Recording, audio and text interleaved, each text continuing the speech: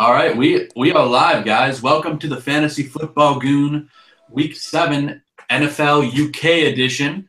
I'm the Goon, Joe Mandel. Visit with me, as always, is my friend John Santucci, Tooch. And joining us from across the pond is our UK Goon, George Bayliss. George, thanks for joining us, man. Oh, thank you for inviting me. I'm happy to be on. So tell us a little bit about yourself and how you got interested in the NFL being across the pond. Yeah, I got interested early in the UK sort of NFL following because I was interested in the Bears from '83. I lived just outside of Birmingham, which is the twin city of Chicago.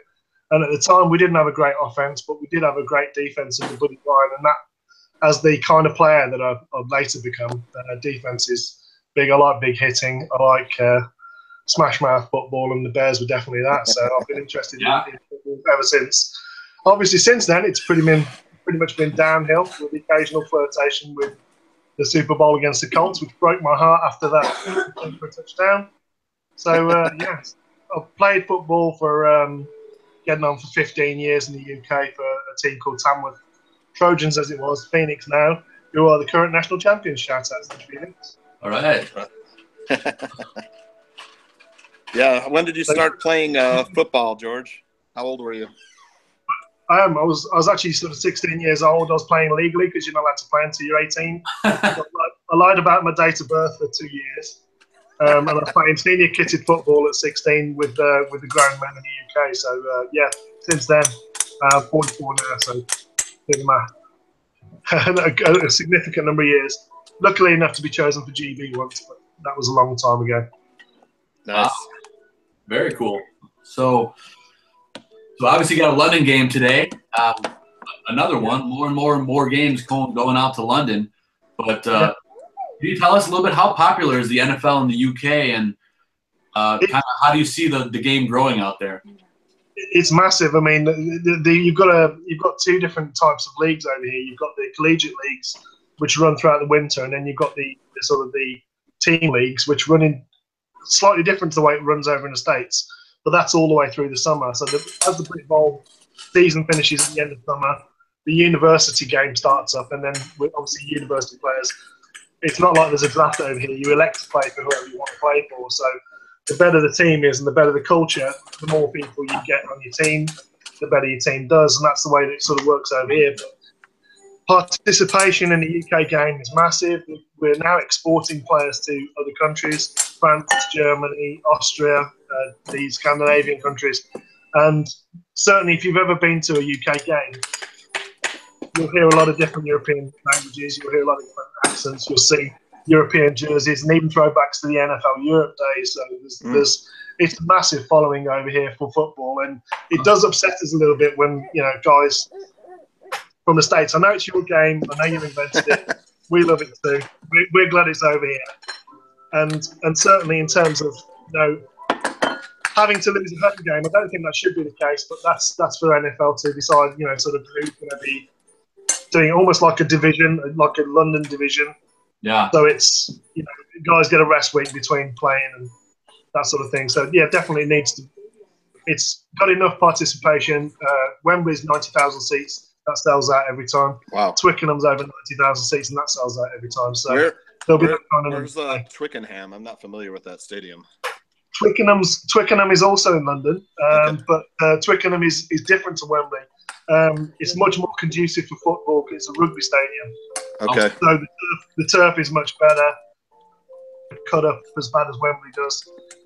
And certainly in terms of it's more of an open air stadium than Wembley was, which was designed to have a closable roof, which has never closed in my knowledge. Well, so obviously you got a big matchup coming out there tonight. You got the Cardinals playing the Rams. The Rams have done this before. They've played a game in London. The Cardinals haven't. So what are your thoughts on today's matchups? And then for teams that have never made the trek before, a team like the Cardinals, what do you think for their odds and their chances tonight? Did we lose George? He's there. I think he's frozen. Okay. All right. So George was talking about, you know, the levels of people actually playing the sport as far as, you know, collegiate level there. Yep. And post-collegiate, which George also played for Tamworth, which is his hometown. And the Phoenix, he was saying, is the current national champions. So they won this year, and they beat a much better and better funded team in London. So it was kind of a big deal for his area. Was the Tamworth winning that championship? Yeah, and it just sounds like the game's really continuing to grow out there, and hopefully we can get him back in here in just a second and see. I wanted to get his thoughts on and for you to hear the popularity of wagering on the NFL in the United Kingdom, which is also quite big. Yeah, I'm sending him another invite here to see if we can get him back in here. Right. Yeah, there is pretty much. I think I told you and I talked about this before. Is that there is a? Oh, here he is back now. He's back. Sorry about that, guys. My the internet is a bit. We've got some bad weather here, so the internet's a bit pasty. But I'm back we on. do as well. So here we go. No problem. I'll skip back to right where we were when we lost you. I was just saying, you got a big matchup today. The Cardinals playing the Rams, and the Rams have made this trip before. The Cardinals haven't. So first, I want to get your thoughts on today's matchup, and then secondly, for a team that hasn't done this before, like the Cardinals, what do you think are their chances in playing in a new stadium, a new town, across the pond? I'm interested to see what you think about today's game. Traditionally speaking, the games over here have always been low-scoring affairs until the Jags put the trend. Certainly, in terms of both teams, you look at them; they've both traditionally had very good defenses. The Cardinals seem to be a little bit declining. It changed last week. I mean, it's Jekyll and Hyde, but I mean, certainly in terms of how the game is going to go today, it's difficult to sort of gauge whether the defense is going to be on top of both teams, which traditionally in the UK has been the case. And both computer and you're going in and out a little bit. You're kind of losing some of your audio, but I think the Cardinals might be able to take this game. I like the Rams, but Carson Palmer's looking a little bit better. His offense seems to have it figured out with Adrian Peterson finally getting involved last week. AP certainly has been a massive add for them. Yeah. Let me turn down my audio. Yeah, we're getting going. There we So I go. don't know if you can hear me better now. I think I'm on both. Let me just close the Google Hangout. Sure. Sorry about that. And you got That's better. Perfect.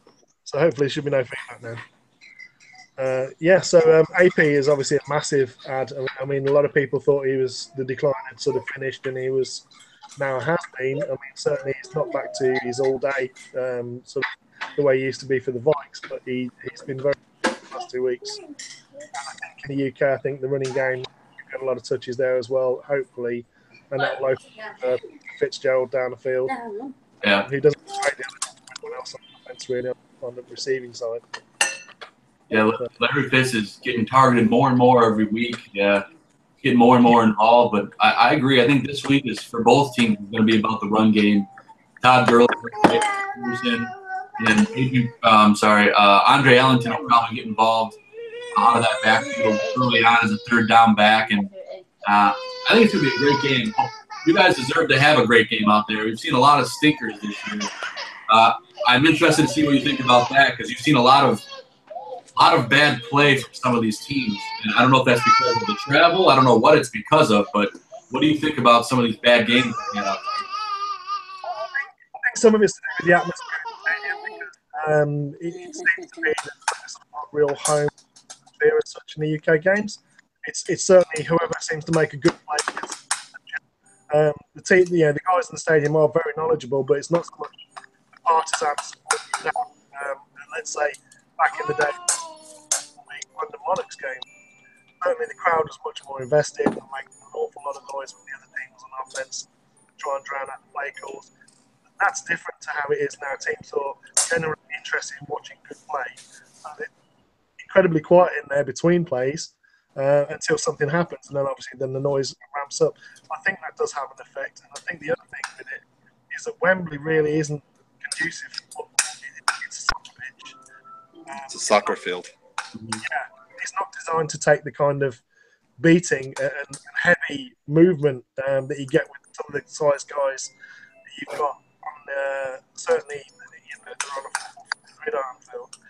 Wembley is that. So we've had some bad weather as well, so you've had very wet games where the platting gang gets affected. Right. That seems to be sort of the way it's just happened to have run. I think definitely the Twickenham games are generally speaking better. But the Jags were great last time out. I mean, they really did sort of do well on offense last game here. It'd be interesting to see whether the Rams have had a good start offensively. I think this year, which has been a big surprise to anyone. They've always had a good D. Well, since they drafted Aaron Donald, but it's going to be interesting to see whether the offense, because they can both be very potent, and both defenses can be stifling on those teams. It can be a lot of people getting to quarterback, and Palmer just doesn't have movement now. So unless he's handing it off to AP or throwing it to Fitz, there isn't a lot more there for him. Who do you like in today's game, George?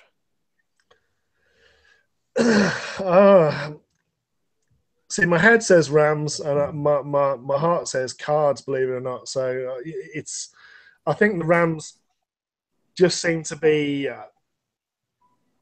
They just seem to be more potent offensively and slightly less Jekyll and Hyde. They've just been doing really well on offense this year, and certainly sort of the West Coast sort of style suits Goff, and with it being not great over here passing wise historically, I think that sort of dink and dunk short time.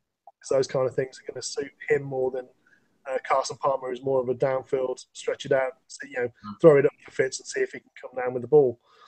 So I think certainly it depends on how AP goes against the Rams front. I can see it being a tough day for him. Yeah, it's all about the rush defense in this game for both teams. I think whoever can control the run the most is probably going to win this game. With that said, I think it's probably going to be higher scoring than people think. I think Palmer might throw for 400 yards and 3 touchdowns for all we know. And I don't know what Jared Goff's going to do, but I know Todd Gurley is probably going to explode for probably over 100 yards and a score or two. I think the thing that goes to the Rams' favour is that certainly with Gurley on the field, there is definitely the option for a pass or a run. So it's less one-dimensional than if you see AP in the backfield with, let's say, a fullback or a twin tight end set. There's less likely the tight ends for the Cards aren't particularly great, and AP is pretty much run only. So it's going to be a lot easier, I think, for the defense to key on that for the Rams than it would be for the Cards with Gurley in the backfield, who can swing out and be just as effective as a receiver as he is as a runner. So will Twickenham really fill up 90,000 people today, you think?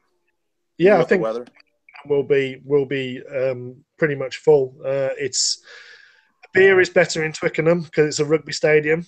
In terms of looking after the fans, that will be definitely a lot better in Twickenham.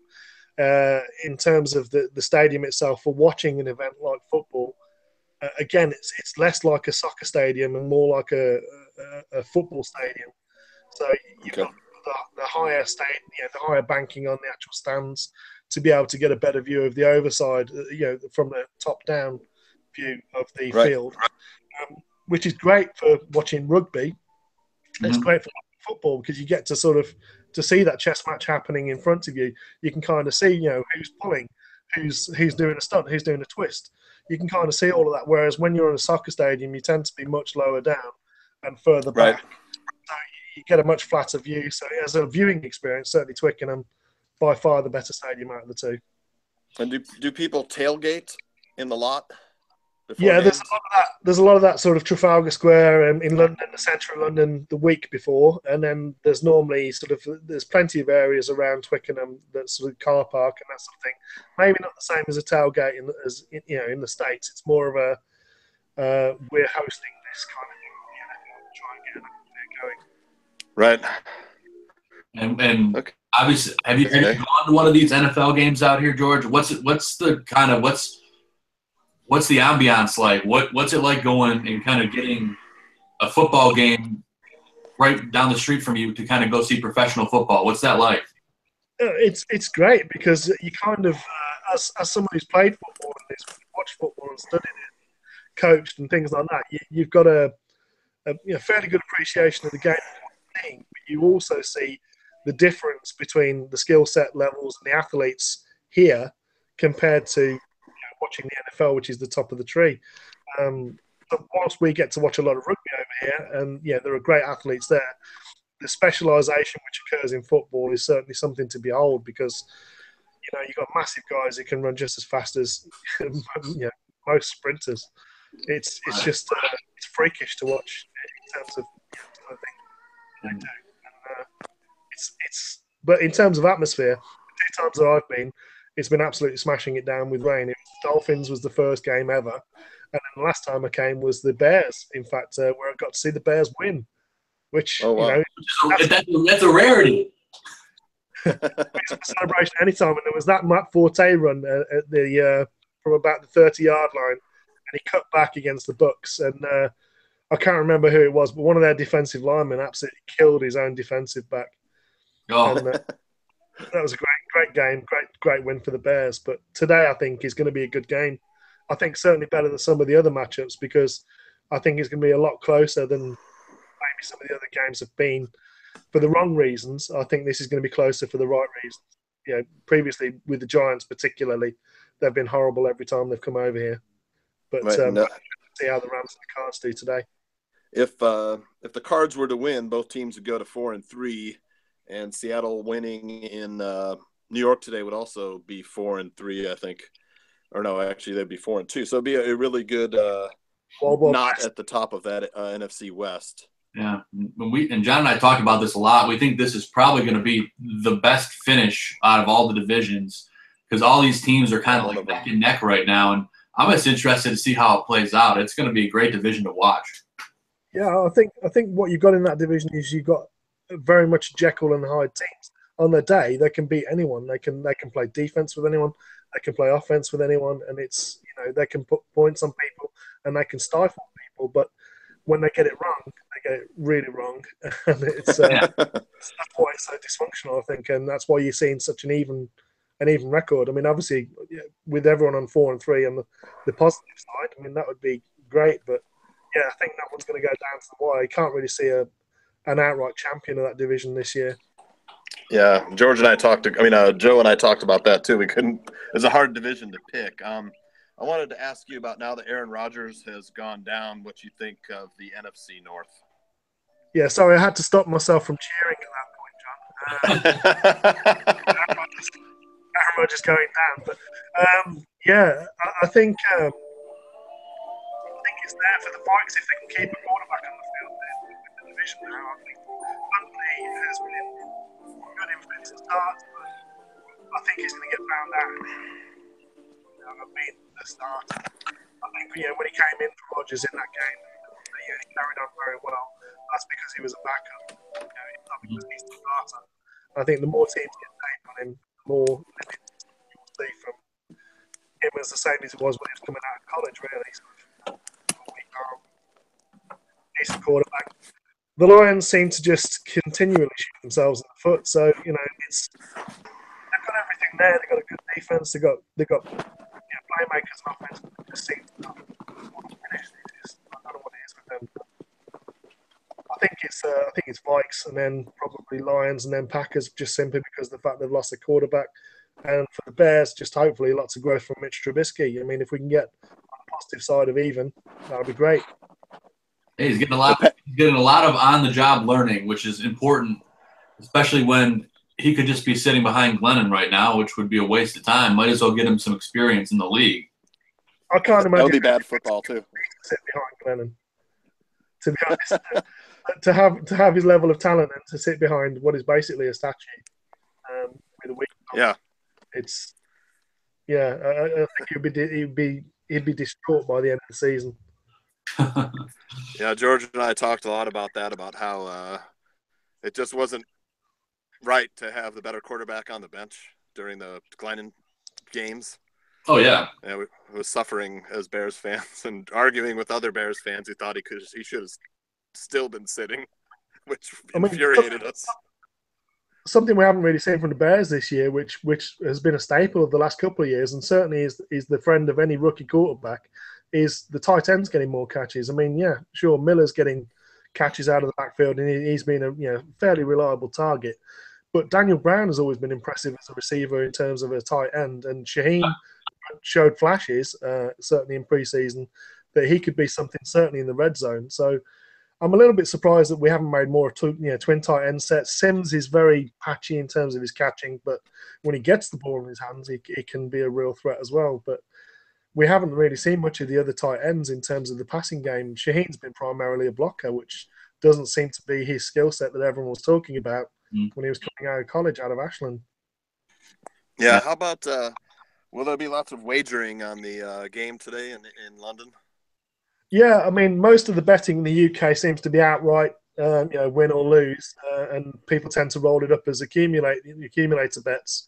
But certainly in terms of looking at point spreads and things like that, with the way it's been this year in the NFL, it's been so freaky. Some of the games that you see teams that traditionally haven't been high scoring putting up points, and then you see games where you think it's going to be too high, explosive offensive, and then you're getting 30 points between the two teams.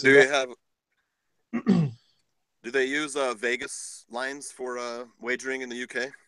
It seems to be a lot tighter than that over here. I think the spreads that you get from the States are actually a little bit more open than you get here. I think obviously the bookies are always going to be looking out for their interests first, as you would expect. Sure. No doubt about it.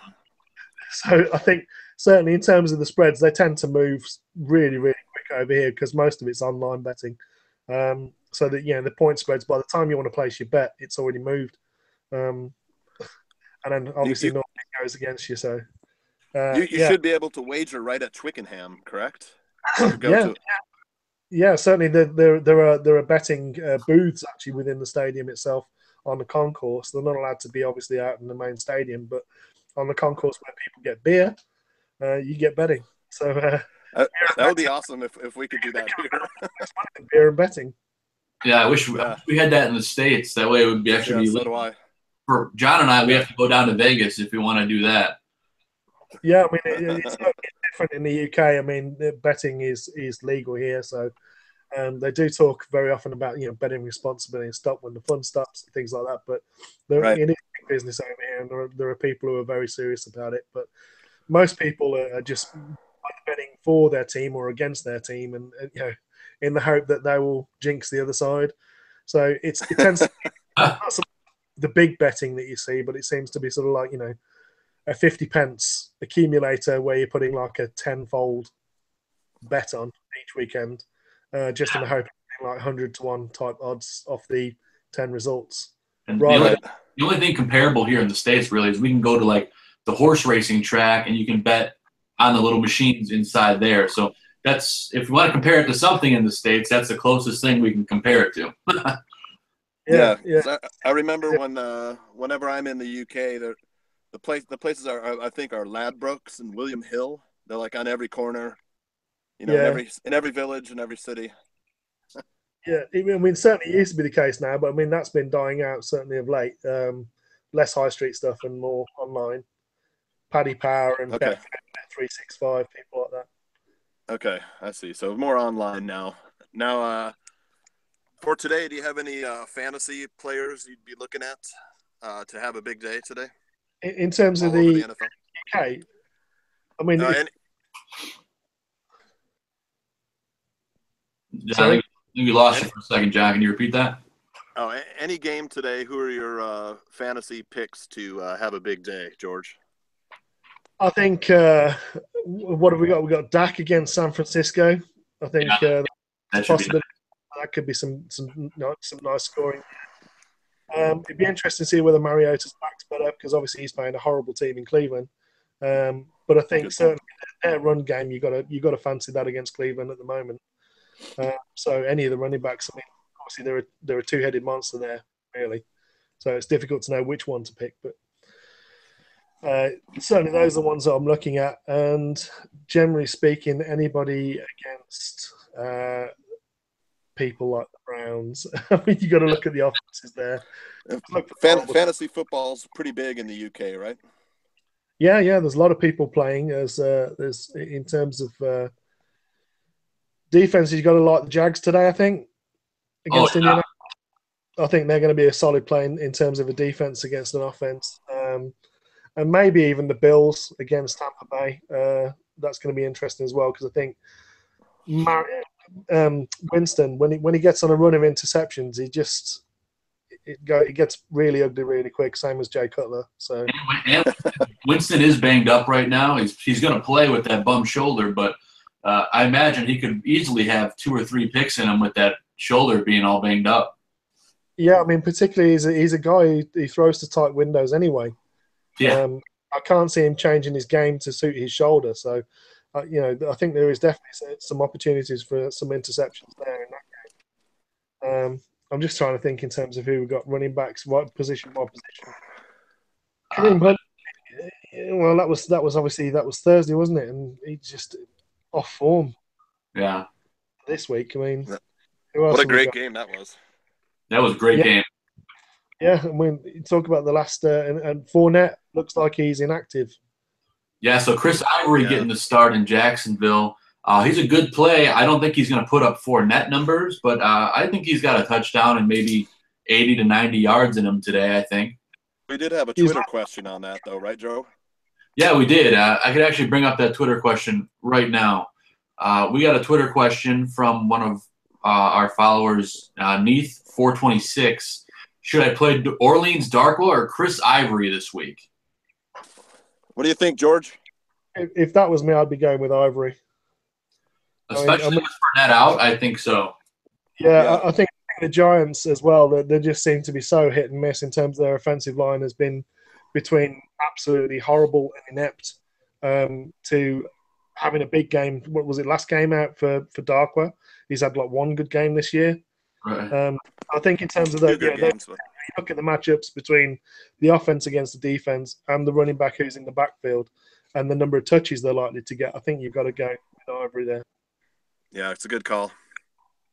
And he's a guy that's available in a surprisingly high amount of leagues. So yeah, Ivory really runs angry. He does. He's a great runner, and let's face it, there's a lot of teams on bye. You probably need a running back. If he's available for today, I mean, you can go pick him up, and you can probably get close to 20 points, maybe a little bit more. Yeah, he catches the ball pretty good out of the backfield too. Yeah, CPR. You look at the linebackers he's going to be going against as well. There's no real big linebackers there, so they're going to be taking a lot of pounding from him. I think once he gets to that sort of past the defensive line, I think if he gets past that initial hole, I think he's going to wear people down really quick in that linebacking game. Yeah, I think so too. The other guy I look forward to have a monster game today is Le'Veon Bell's playing against Cincinnati. I think Le'Veon is probably going to have maybe 3 touchdowns and close to 200 total yards. If you have Le'Veon Bell, you're starting him anyway, but he might put up like a historic numbers today, I think. I think certainly at Three Rivers Stadium as well, it's going to be a home win definitely. And the way the Bengals have been this year, they've been probably the most disappointing team, I think, in terms of what you look at what they've got and what they've added in terms of the draft. Mixon hasn't really been great. AJ Green has been pretty horrible, considering he's a guy who goes first 2 rounds in most drafts. They've been absolutely awful this year, Cincinnati. So, yeah, I mean, I think in terms of Le'Veon Bell, he's definitely a solid player. And I think, Antonio Brown as well is going to be putting up points there as well in that game. I think they're going to – I can see them putting up 35, 40 points. I see that too. We got to ask ourselves, how does Marvin Lewis still have a job? I heard this being talked about on radio in ESPN Chicago, and they were talking about how Cincinnati was so historically horrible since sort of the Paul Brown days that they will take literally anything that looks even remotely like a winner, and they've obviously had winning seasons. It's just when they get to the playoffs, they just fall to pieces. So it's. I think they're definitely a team on a decline. I think, like Fisher, I think Lewis has kept his job too long in Cincinnati. I think they probably need a newer, fresher coach maybe somebody out of college to come and definitely liven things up because they have weapons there. Yeah, I think in my opinion, the worst division in football is the AFC North, but I mean the Steelers should walk away with that division now that we've seen what they're capable of. How did the Bears beat the Steelers? That's the thing. They ran all over them. Too many distractions that week. There was the whole anthem kneeling situation, and I think that kind of overtook the game for the Steelers, which is really unfortunate. Yeah. This is about football at the end of the day. Yeah. What about your views on the Bears today, George? Who do you like in that game? Oh, now you're asking. Oh, dear. I think you got. I mean, depends who we're going to use because Loggins just seems to not have a particular threat they want to see. Obviously, Jordan Howard is a must start if you have him. You know, he's likely to put up at least a touchdown, at least 100 yards most games. So I think you have to look at him. But certainly in terms of as a receiving threat out of the backfield and as a potential for big play threat, you've got to look at Tariq Cohen as well. In terms of receivers, don't go anywhere near a Bears receiver. Agreed, 100%. Stay away. Yeah. Literally nothing worth starting in the out wide for the Bears. Zach Miller, potential. I mean, he can get anywhere between 4 and 14 type points a game, so he seems to fluctuate around those sort of numbers. Normally gets lots of targets for the Bears, so if it's a reception league, then certainly you can look at Miller as a tight end as a potential option there. Yeah, are you going to pick the Bears today to win? I think Bears defense will do well today. Number 3 defense in the NFL right now. Yeah, doing very well. I mean, we've traditionally at home we've done well against the Panthers, but not great away. So I think it's going to be a close game. I think we're going to find a way to lose today, if I'm going to be honest. That's right. What it's done lately. It's not. We can't win games. It's just we find a way to lose. Yeah. I mean, certainly that's the way it feels when I'm watching them on a dodgy stream over here in the UK because they're not on TV anymore because they're just not a fun. It's Patriots or the Saints that tends to be, or Cowboys. That's who you tend to get over on the TV over here. But are they carrying the game tonight on local television in your area? It's Sky Sports, I think, right? Yeah, Sky have got on one channel. They've got the London game. That's also, I think, going to be on terrestrial TV today. So that's going to be on like BBC 2, I think, today. And they have a highlights program on now, which is actually better than Sky Sports coverage, if you ask me. But that's a different thing altogether. But yeah, I'm not sure who's actually on Sky tonight. But they have their own commentators too. I think Sky, right? They're not very good, or Neil Reynolds is Neil. If you ever get to watch this, I'm sorry, but you're just a horrible commentator, and the only people that we actually listen to on there is the ex-players. So right. I don't know why you still have a job, and I'm not going to hold any punches for you. I think you're a horrible commentator. I'm terribly sorry about that. I couldn't remember his name, but yeah, just on that note though, just to remember Kevin Cadle, the ex-basketball coach, who was he died this week. So they're obviously going to have a bit of a segment on him today. So that'll be good to watch in terms of he's a guy who was great to watch as a commentator, very knowledgeable, and talking about basketball, football, he knew his stuff. So sad to see him go this week. Okay. Very sad. So, George, next year's I know you follow the draft in college football very closely. Yeah. Next year's fantasy players, like who's the next Leonard Fournette? Saquon Barkley. You've got to say him or the kid out of Stanford. Is he a soph? Can he come out this year? The kid from Stanford? I think so. Yeah, I mean, if he comes out, I think between him and Saquon Barkley, I think Barkley's probably going to go top 10. Certainly to a running back needy team like the Browns or someone like that. I think he'd be featured heavily, and he's as much of a threat. He's the closest thing that I remember speaking to you earlier today, John. I mean, thinking back to Bo Jackson days, he's a guy who can outrun you, he can run over you, or he can make you miss. Yeah, he's an incredible athlete. I think he's the real deal. I think he's probably better than Fournette. Wow, that's really saying something, huh, Joe?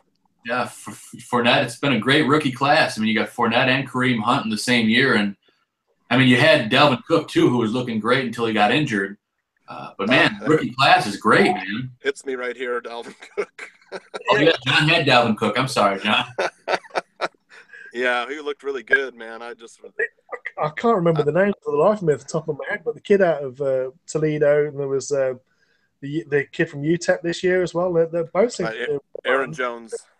The Seahawks have lost 3 guys that look like they could really do something this year to injury. So yeah, there's been some good running backs out of the draft this year. I think certainly it's becoming more on vogue to have good runners, and I think you can get value in running backs probably to the 4th, 5th round this year, as it's very deep. I mean, you got Geis, you've got Petway is probably going to be a 5th rounder next year in the NFL draft, and he's a guy that he reminds me of Bettis. The way the guy what team is he on? Auburn. Kareem Petway. Okay. So how about the quarterback class next year? It's supposed to be looking good. Now it's kind of they're having their struggles this year with Sam Darnold and Mason Rudolph. Yeah, well, I mean, I think the best senior is Mason Rudolph, who seems to not be getting a lot of love from certainly people I follow in the States. But he's a guy who puts the ball in a position that's catchable. So whilst he doesn't have a great arm, he puts it where it can be caught. And I think if he can learn concepts of trusting the routes and trusting the coverage that he sees, if he can read the coverage, that's going to be the most important thing, I think, in terms of can he be a success at the NFL level. But in terms of, talent, I think the biggest talent you need to have is to be able to read a defense and to put the ball where it needs to be. And he's an accurate passer. And who's the number? Who do you think's the best quarterback coming out next year? I think you probably have to go for Darnold because USC don't have a great offensive line and they don't have a great deal of depth at wide receiver. But he's been finding ways to sort of keep his team in it, which is not a great team really this year. Although they do have some great players coming out potentially this year from USC. But I mean, you could see from the last night's game, in fact, yesterday afternoon's game for you guys. But right, last night's game against Notre Dame, that he has talent, he just doesn't have a lot of help. Yeah, they got waxed. The Notre Dame quarterback had played a really good game, as did the Penn State quarterback. I don't even know who the Penn State quarterback is, but he really ran good last night. Yeah, the one of the quarterbacks who's not coming out this year that looks pretty good is the freshman at Texas. He looks like he could be a really good quarterback in sort of 2-3 years' time. We'll have to keep an eye on him. Yeah, the names escape me, but the college games this year that I've watched, they're either great games or they're blowouts. There's really nothing in between for me. Yeah. I watched some Penn State last night, and I tell you, I was really impressed with their quarterback.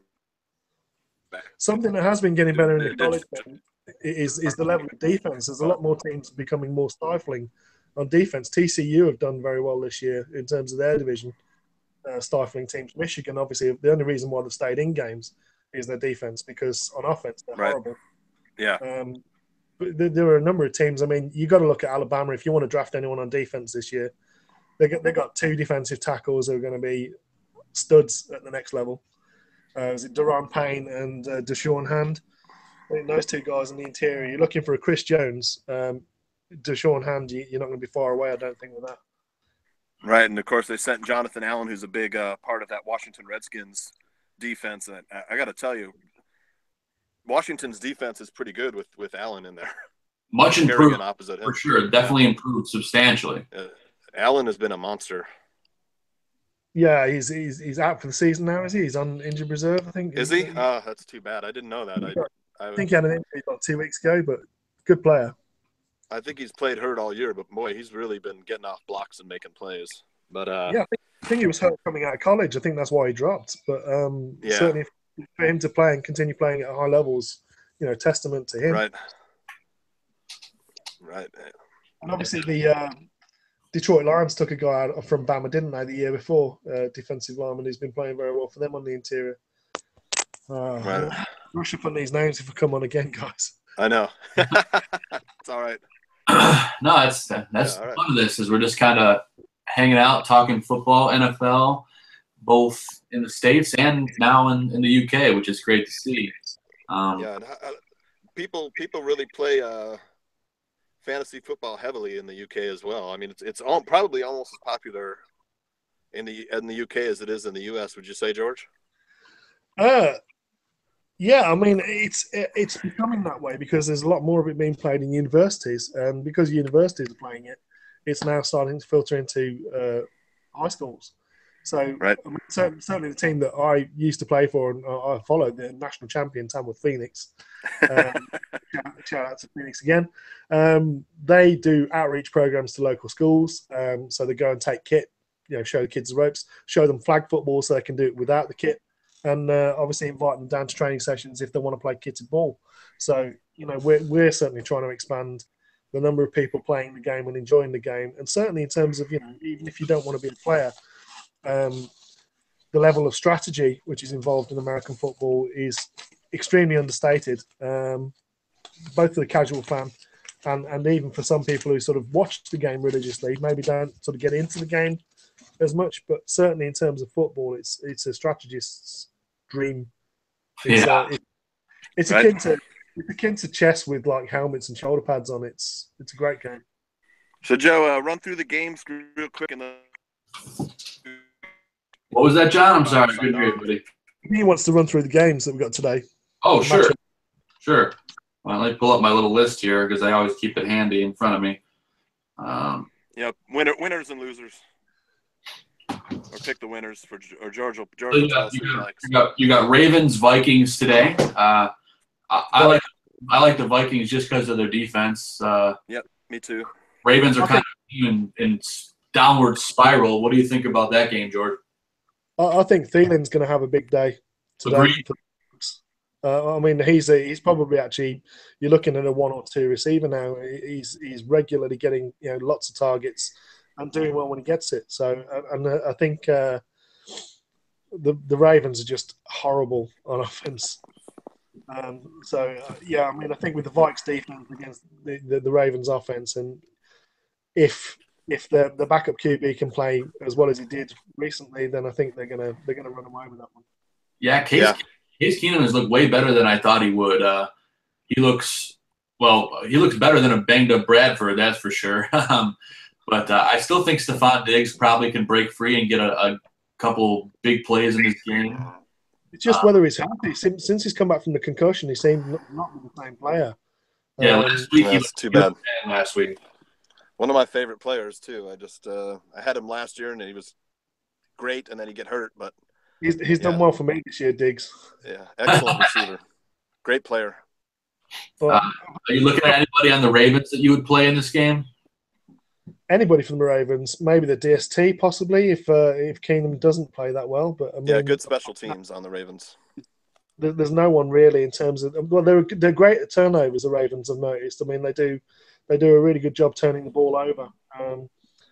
But in terms of their offense, there's not really anybody who I'd trust as a starter. I mean, unless you got problems with the fact you've picked six people who've got week 7 buys, right? And you need someone desperately to start. I think that's the only way you look at anyone on the Ravens, to be honest. Yeah, I think Buck Allen is probably the only guy I would remotely consider starting. They're going to have to involve him out of that backfield if they want to win this game. But that's only desperation. What's that? Was that Javorius Allen? Yes. Yeah. He looks like he's a potential home run threat. I think if you get into the second level, he looks like he's an explosive runner.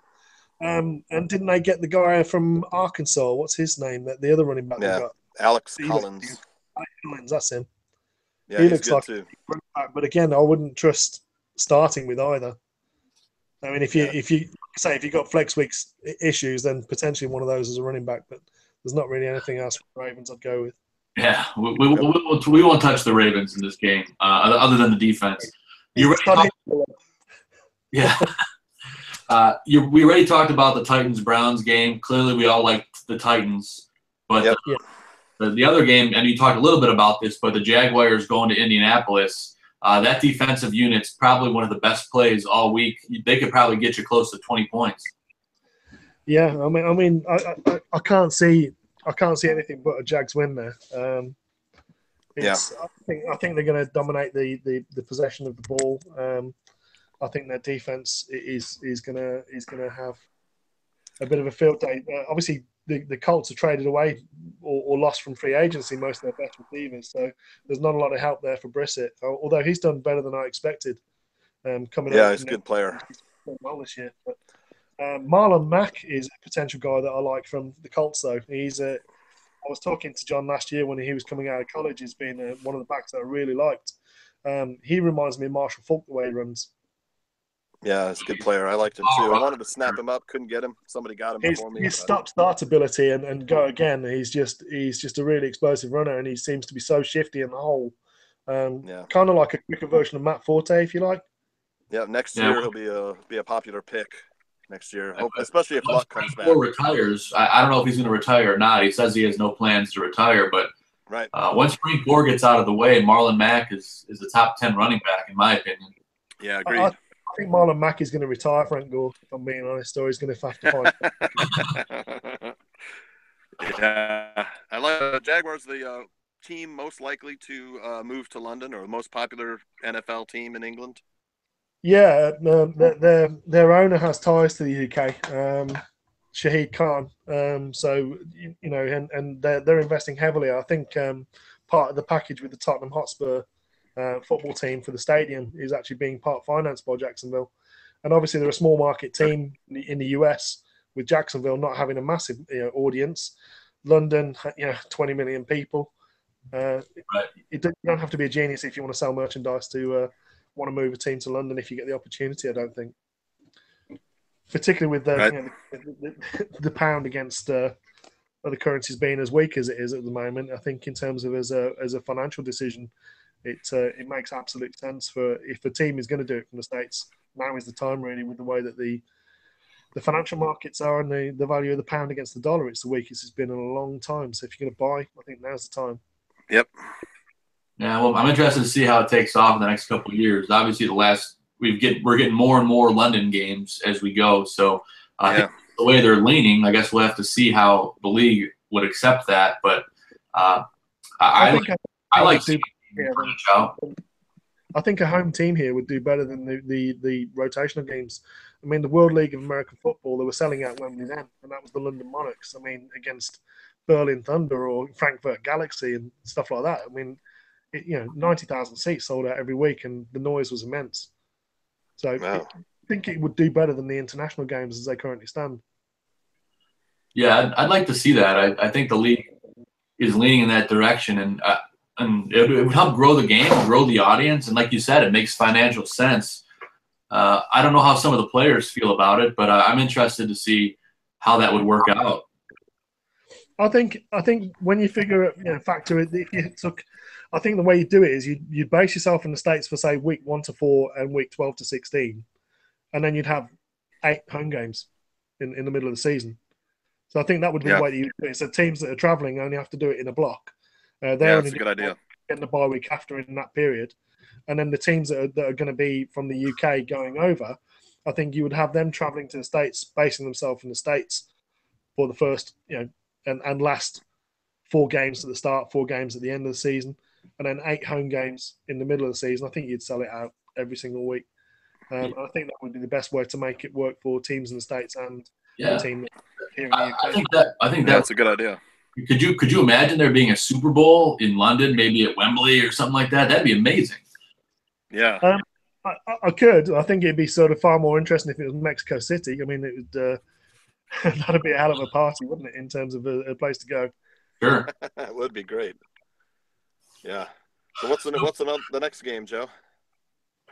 Next game is one that I had a hard time picking this week. You got the Saints playing the Packers, and that's a tough one, especially with a new QB for Green Bay. But I think regardless, it's going to be a fantasy gold kind of game. I want every piece of the game that I can get. I actually see this as an easy game to call. I see this as being a New Orleans win, and I see them putting up a lot of points. I think Drew Brees is going to go off today, I think, for sure. I think what's going to hurt the Packers the most is probably having longer fields, because if they don't move it well with Hundley, they're going to be punting from their own 20-yard line. Short fields for New Orleans means that they're going to be far more explosive. There won't be a problem. You open up more of the passing game if they're starting outside their own 30 all the time. And that's what I can see happening today is that, Green Bay are going to have trouble moving the ball on New Orleans. And as a result, you're going to have shorter fields for New Orleans. More of the playbook is opened up, certainly until you get to the red zone, which is going to be ideal for Drew Brees, who is still an elite quarterback at the age, was he 150 now? Something like I think Drew Brees is going to go off. I do think the X factor in this game, though, is Alvin Kamara. I expect him to have a huge game. They're going to use him heavily, and I think Green Bay is not going to have any way to stop him. Yeah, I mean, he's another guy that you don't know what he's going to do out of the backfield. Is he going to run? Is he going to He's going to receive a pass? He's a threat to do both, and he does it well. Yeah, the New Orleans defense can really get after the quarterback, so that's tough on a young quarterback like Hundley with almost zero NFL experience. Yeah, I think he's someone who showed in college that he felt pressure as well very early when he was in the pocket, and that's why he used to run a lot in college. I think he was sort of one of these guys that would escape the pocket at the earliest sign rather than sort of maneuvering around the pocket and then delivering a pass. So I can see New Orleans with their blitz packing is really getting after him today, and Green Bay don't really have much in terms of running back other than Montgomery, who is a receiver. Right, so we all like the Saints then, right? Yeah. Yeah, I like the Saints too, and Montgomery's still dealing with his ribs. They're still healing, but I imagine he's still got some broken ribs, and that's a really tough injury to play through, even for the toughest of players. Yeah. Well, I think New Orleans DST might be a play as well, potentially this week. Yeah, we talked about that, didn't we, Joe? New Orleans D. I think that's a possibility as well. Yeah, that's a deep sleeper for this week, but I do think that they're going to have a nice game against the rookie QB. Yeah. I think that, and if you factor in short fields for them as well, and sort of if Green Bay don't get the ball moving early and carry on moving, then I think they're going to be turning over the ball. They're going to have a lot of 3 and outs, which for the defense, there's going to be less field goals, going to be more punt return opportunities. So I think that's why I think they're probably a good player, as a DST, lower ranked DST, but unless you've got an elite starter, I think that would be a good play. Yeah, I think so too. The next game we talked about a little bit, but the Buccaneers got to go down to New York to play the Bills. Buffalo Bills defense, this is the week they got to prove themselves that they are a top 5 defense, and I think they're going to do it. I think they're going to shut down this Bucs offense. Yeah, I mean the Bucs really do have great receiving options. Evans and Deshaun Jackson are both potential players that can get you sort of 15, 20 points on a day. But I think with Winston being patchy and having some difficulties of late, I'm not sure whether you want to play either of those receivers with the way it's been until you see that Winston is definitely back to what he was. But at the moment, I think they're going to struggle a little bit on offense against that defense, and certainly as a warm weather team going up to New York in autumn. Yeah. Jameis, who'd you take, John? I took the Bills too, but I'm not super confident in it. But I took them. Tampa Bay's defense is terrible. Yeah. Except for McCoy. Yeah, except for Joe McCoy. That's about it. Yeah, they're hitting at linebacker, aren't they, Tampa Bay? I mean, Quan Alexander is a massive miss. They're okay, but yeah, they got nothing going on. I do think Jameis Winston probably won't even finish this game. I think Fitzpatrick will come in again like he did last week. Fitzpatrick was really effective when he came in. That offense finally got going. So if Winston's off to start this game, I wouldn't be surprised to see Fitzpatrick start the second half. Yeah, he's as happy as Josh McCown. He's good too. I like him better than Winston in this game. I would like the Bucs better, but to me, the biggest problem with the Tampa Bay Bucs is coaching. I mean, I'm not sure. I know they were hard knocks this year, right, Joe? Yeah, they were. And Dirk Cutter, I was really buying what he was selling during Hard Knocks, but I'm not seeing any of it during the season. Right, exactly. So that was the point I was trying to make. But yeah, I'll take the Bills. Their own type coach. I mean, I think he's a great coordinator, but he's maybe not a head coach. Yeah.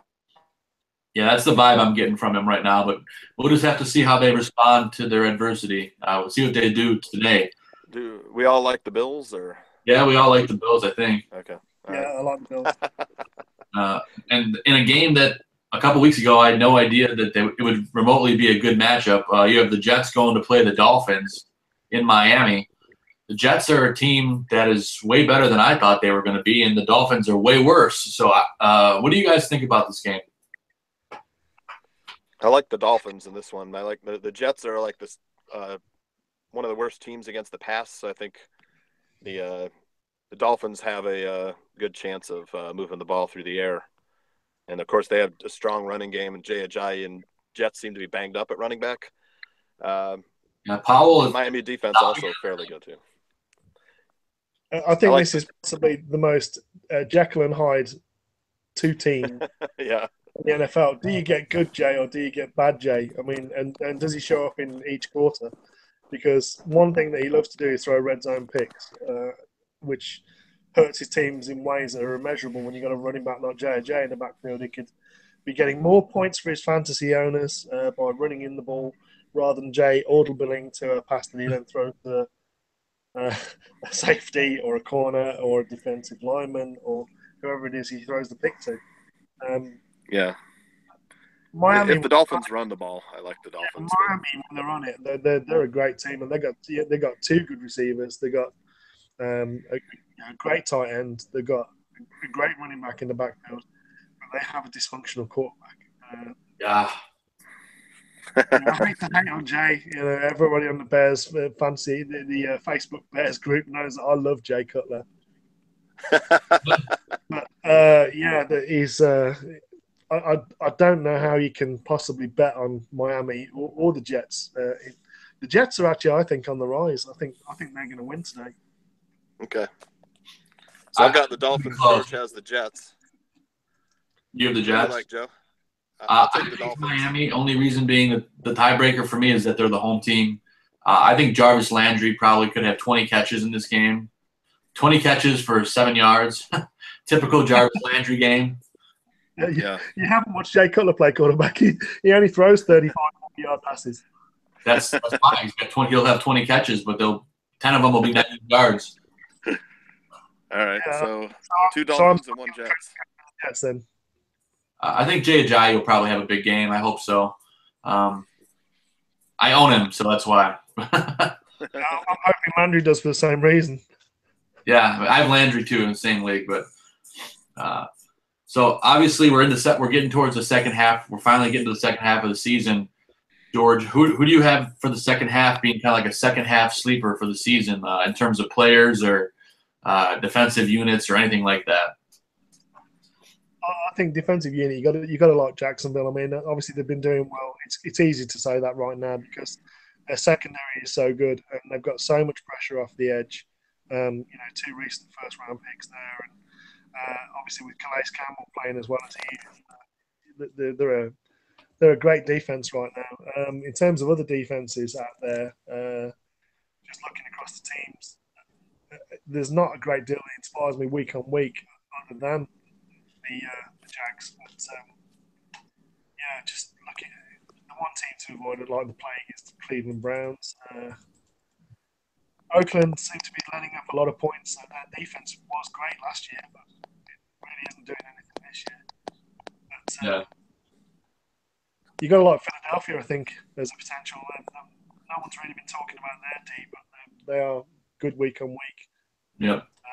Again, I think losing Ronald Darby early in the season, the pass defense. My sleeper for the rest of the year is I know a lot of people are hating on Hundley for Green Bay, but if you can get him on your team and if he gets a little bit of a rhythm going, I mean, he really could be a top 10 QB the rest of the way if he can get his game sorted out and he's got all the weapons around him. Hundley could definitely be a deep sleeper. He could be one of those guys that, if you pick him up, he could be one of those, rescue your team kind of players. But again, there's a lot of risk along with that. But if you're willing to make that risk, it could be a high reward. Yeah, I mean, that's a good call. In terms of talking about defenses again, I think the Bears are a good pickup. There's a lot of leagues where they're currently available, and I think they've shown already this year that it can be a great defense with a horrible offense. And I think that the more Trubisky plays and the more that the running game is invested in, the less time the DST is going to be on the field, and obviously the less points they're going to concede each week, making them as a 10 points a game kind of figure, which for a DST is not bad. Right. No, that's not bad at all. Yeah, I'm interested to see how some of these teams look the rest of the way. We didn't finish picking our games. We kind of got off subject a little bit, but we got a couple more games left to pick for today. You got the Cowboys going down to play the 49ers. I think that's a pretty easy, clear-cut who we think is going to win. But in terms of fantasy plays on the 49ers and Cowboys, who do you guys like today? I think Carlos. I like Cole Beasley. For the Cowboys, I think Carlos Hyde is the only guy really from San Francisco that I would look at. I like Garcon too in this game. I think he's probably good for. You could pass on Dallas. Yeah, you could pass on Dallas. I think Garcon probably could have 8 catches, maybe a touchdown or 2 if things go right. The thing with Garcon as well is he's a great route runner and he's quick, which against Dallas's cornerbacks, they're slightly on the bigger side in terms of the 2 guys you got out there out wide. So I think, he's going to be a guy who's going to be able to get open. It's just whether his quarterback can stay on his feet. And, Hoyer, he's a good West Coast offense type guy. So, certainly I think Garcon in that offense is a good call because he's a guy who's going to get open early. You can trust him on his routes. So they're going with CJ though, aren't they? Going playing with Beathard today? Or yeah, they finally benched Hoyer, so you get the rookie. I know that's kind of hard when you have a receiver to start him, but I imagine that I still think they're going to get Garcon the ball one way or another. Yeah, Beathard did really well in preseason, and he seems to be sort of getting the hang of it as well. In terms of during the season, he's a guy who seems to like to run a lot as well. Yeah, it seems to me, I mean, obviously they haven't won a game yet, but it seems to me that they're kind of conceding the season and to get this kid some playing time and kind of see what he has, see kind of what kind of player he's going to be for them. Yeah. I'm thinking that the tight end at San Francisco as well. He's a pretty decent player. The rookie. Yeah, my guy, George Kittle. Yeah. George Kittle. George Kittle. Yeah, he's a decent tight end, decent receiving tight end. Yeah, definitely. He's a guy, if he's available. If he's available, you got to pick him up. George Kittle is being heavily targeted, and he's got a lot of potential every week to score and at least get you 5 grabs. I mean, for a tight end in this league, where there's very inconsistent play, if you can get a guy like that on your fantasy team off of waivers, I mean, that's a win-win for you and to keep him away from guys in your league. Yeah.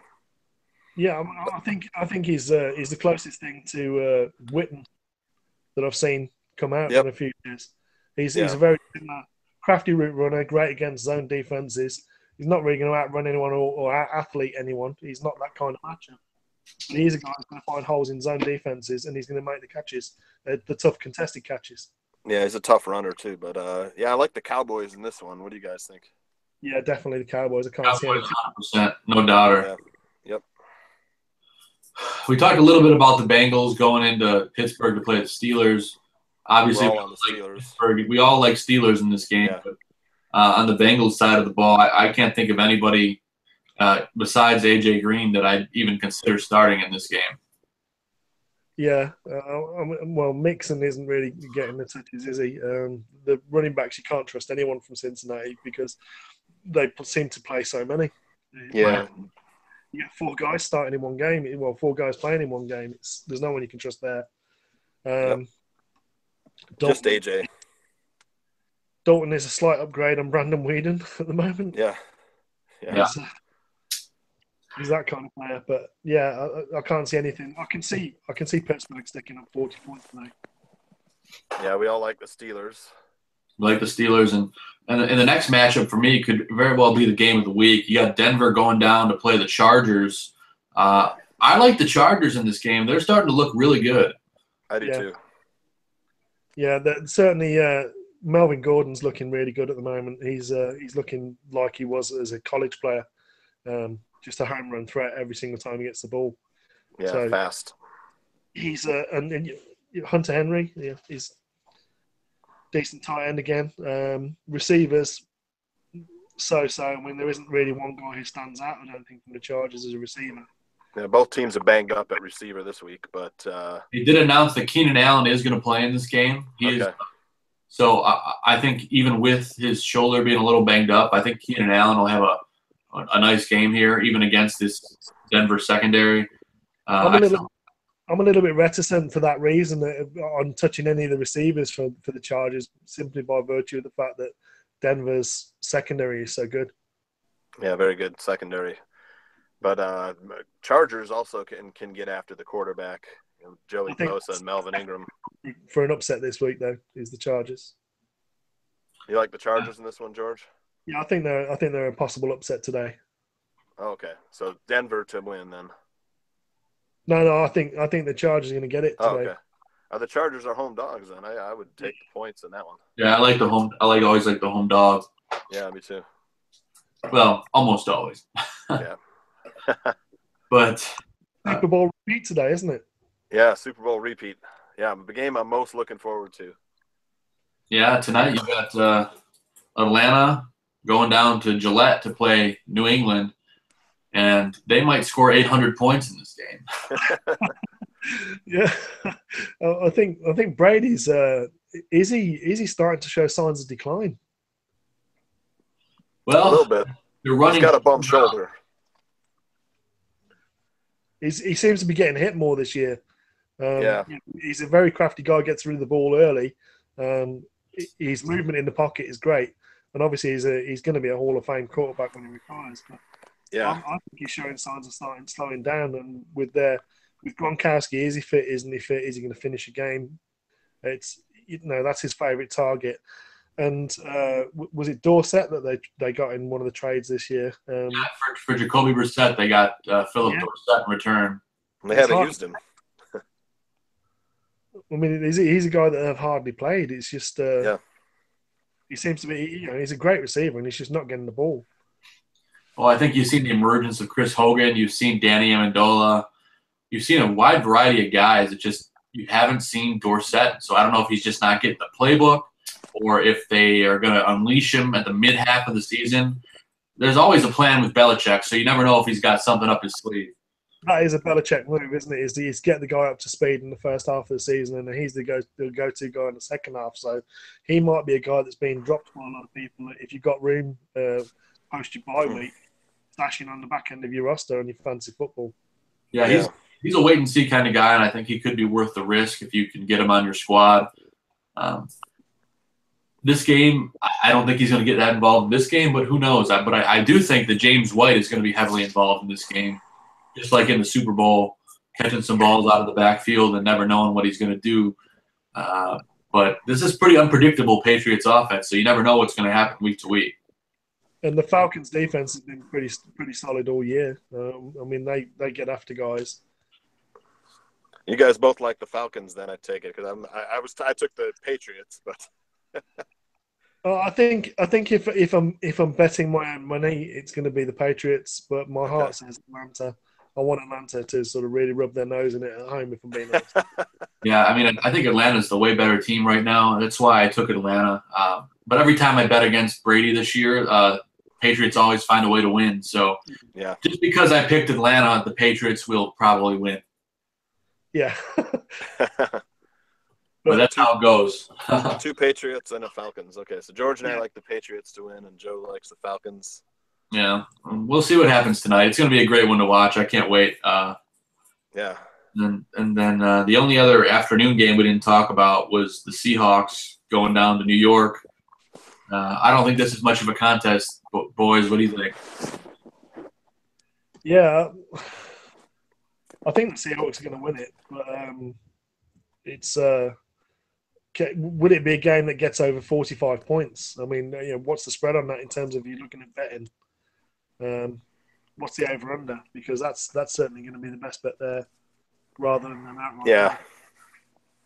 Yeah, I like the Seahawks coming off the bye, and with that good defense, those Giants have a hard time putting points up. So I think their defensive line versus the Giants' offensive line is just it's a mismatch. Yeah, definitely. For sure. Yeah, the boom is out there.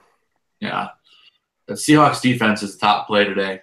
They're obviously I expect them to kind of go to town. They do have Sterling Shepard back for New York, but the Seahawks defense is probably going to get after Eli Manning, and I wouldn't be surprised to see him get 2 or 3 interceptions off him today. Joe, would you start Evan Engram today if you had him?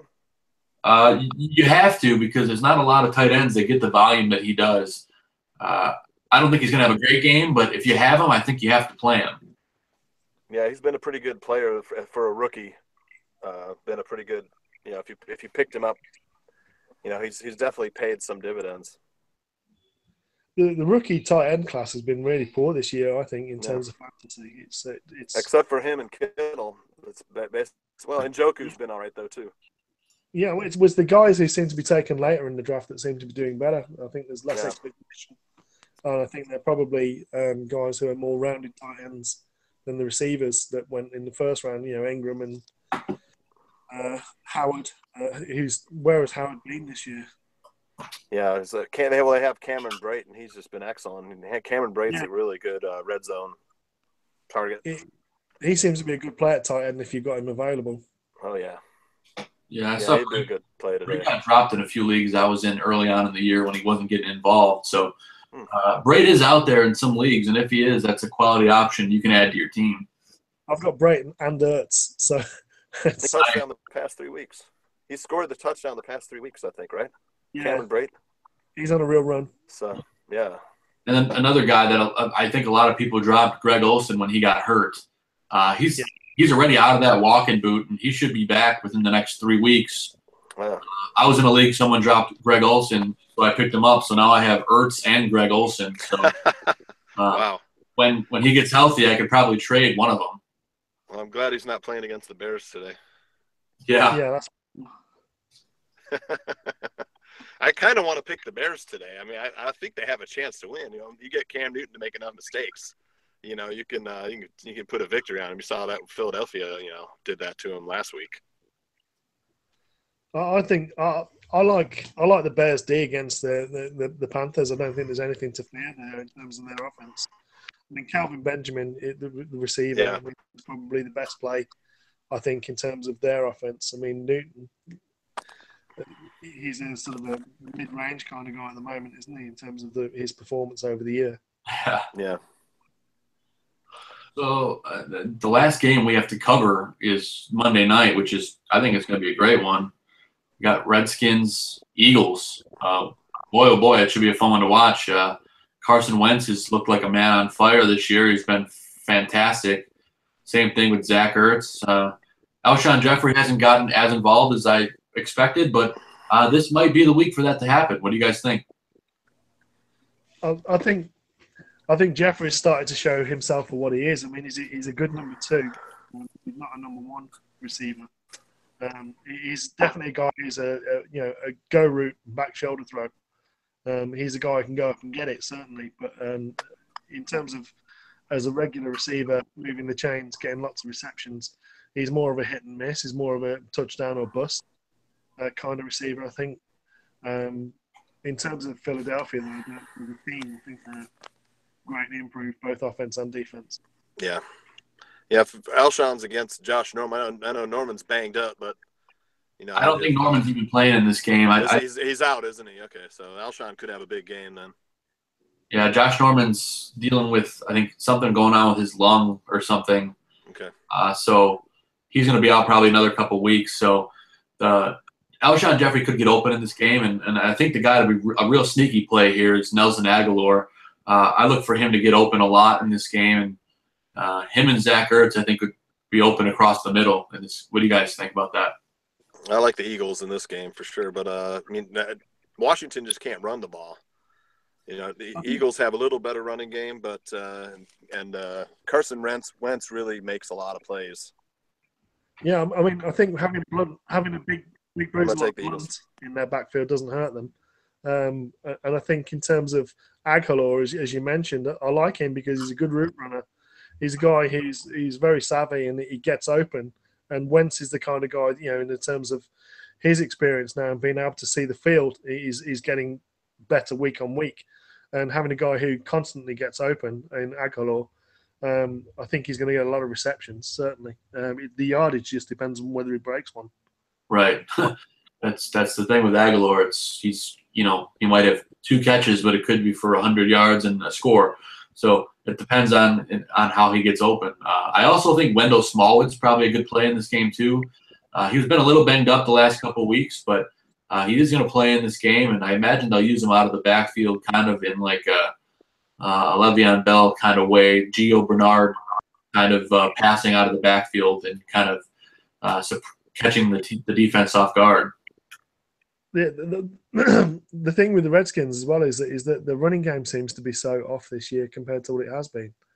Who is going to be in their backfield this week, do you think? Chris Thompson. I don't know. I don't know if Rob Kelly is starting in this game. He was questionable. But I think it's probably who you avoid, though, isn't it? I think in terms of running backs, unless you have to. Yeah, I think Chris Thompson's probably still an okay play because he's going to be involved in the pass game. But if Rob Kelly ends up going in this game, he's questionable. But if he ends up going, I'd stay away from him because he's still banged up. Yeah. In terms of Kirk Cousins, he's not been as much of a stud as he was last year, but he's still a decent play. I think he's still a good passer. Yeah, I have Cousins. If you have him, you're probably going to start him because there's not a lot of quarterbacks openly available that are going to have good matchups. I think the Redskins receivers are kind of very hit or miss. I know John talked a lot about Terrell Pryor kind of disappearing. I don't know who to pick in this game from the receivers. I think maybe Jordan Reed's probably the safest play, but again, he's still a question mark at tight end. So it's tough to pick those guys catching the ball in Washington. Who do you guys like from those options? Vernon Davis has had a couple of good games, hasn't he? Yeah, he has. So he's a potential if you've got him, but in terms of if he was playing the Bears, I'd have him every single day, Jordan Reed, because he seems to every single time he plays us. Oh, he killed us last time. But in this week's game, I think Washington are going to struggle offensively against Philadelphia. I think Philadelphia are going to win and win convincingly in that game. Yeah, I love the Philly defense. Yeah, they're good this week. They're a good team and they're well coached, and they're both offensively and defensively. They're aggressive on both ends. Very well coached. And I'm not so sure that's the best team in the NFC. That might be the best team in the NFC, the Eagles. Washington's defense is good in terms of if you got a DST, if sacks are valuable, if you've got individual defensive players. I think is it Preston Brown? I think he's always a good player to have if you've got individual defensive players. And Kerrigan, obviously, Kerrigan's good veteran player. Yeah, my phone died there for a second. I had to go to plug it in. Oh, no big deal. We worked through all the matchups. We talked about NFL in the UK, and we had a great conversation here, guys. George, it's been an absolute pleasure, man. We love having you, so hopefully we can do this again at some point soon. Yeah, I'd love to. Certainly, I would definitely make sure I'm up on the names that I want to talk about next time.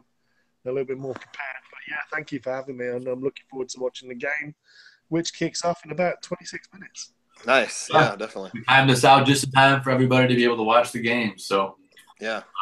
Thank you, George, for joining us. Tooch, thank you for joining us as always. And my pleasure. I'm Joe Mandel, the Goon. Thanks for tuning in to the Fantasy Football Goon, and we'll be doing a lot more of these in the future. So keep on watching. We answer all questions all season long. So if you shoot us a tweet at FFBGoon or visit our Facebook page, we'll answer all questions all season long. So thank you guys for tuning in, and we'll catch you next time. Take care. Have a good day. Bye-bye. Bye.